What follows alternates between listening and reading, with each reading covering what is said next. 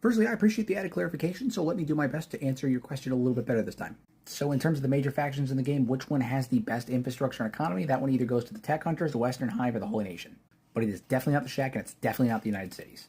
You see, the thing about the United Cities is they're incredibly classist, and almost all of the wealth is controlled by either the Traders Guild or the handful of nobles. Everybody else is peasant class or maybe middle class if they get into the merchant district, but that's not usually the case. Most of them are peasant class.